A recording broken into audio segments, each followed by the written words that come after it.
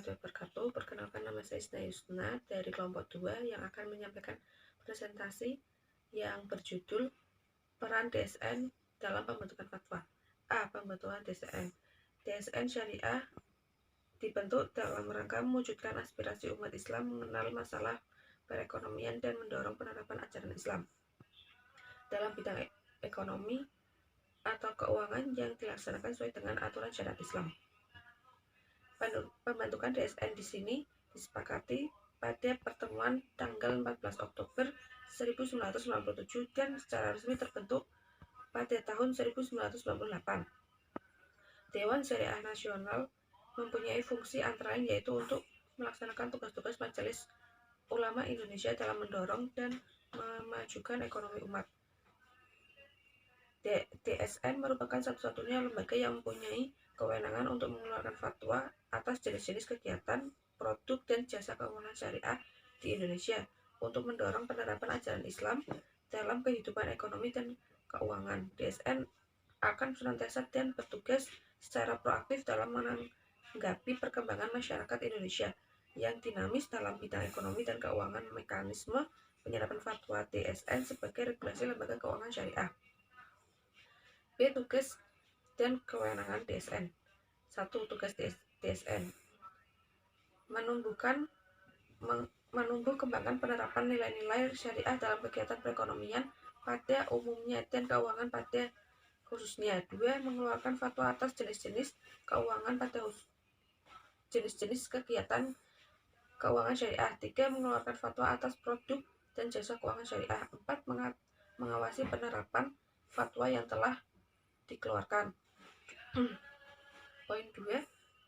Wewenang DSN. 1. Mengeluarkan fatwa yang mengikat Dewan Pengawas Syariah di masing-masing lembaga keuangan syariah. 2. Mengeluarkan fatwa yang menjadi landasan bagi ketentuan atau peraturan yang dikeluarkan oleh instansi yang berwenang. 3. Memberikan rekomendasi atau mencabut rekomendasi nama-nama yang akan duduk sebagai Dewan Pengawas Syariah pada suatu lembaga keuangan syariah. 4. Mengundang para ahli untuk menjelaskan suatu masalah yang diperlukan dalam pembahasan ekonomi syariah.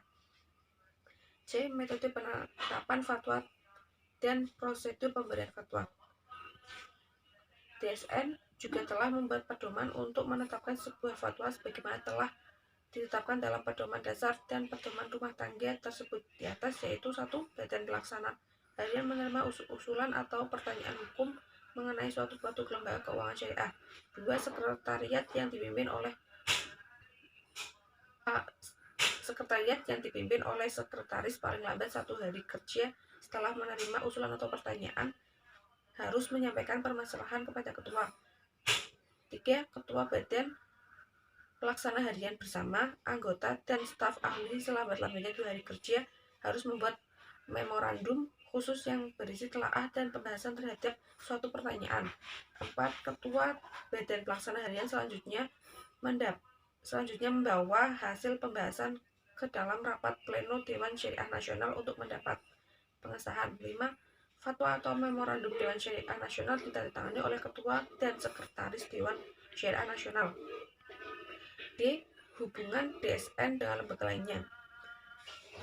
Operasional Bank Syariah di Indonesia tidak terlepas dari peran yang diemban oleh DSN untuk melahirkan fatwa di bidang keuangan, merupakan bagian dari gelombang kebangkitan ijtihad yang sangat luar biasa terutama di bidang ekonomi, finansial, dan perbankan kontemporer tidak saja di negara-negara Arab dan Islam tetapi juga di seluruh penjuru dunia.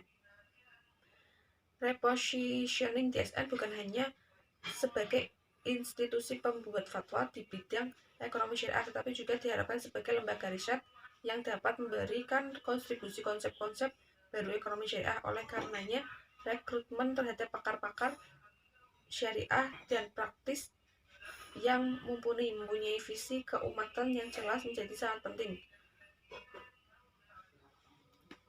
Sekian presentasi yang saya sampaikan. Wassalamualaikum warahmatullahi wabarakatuh.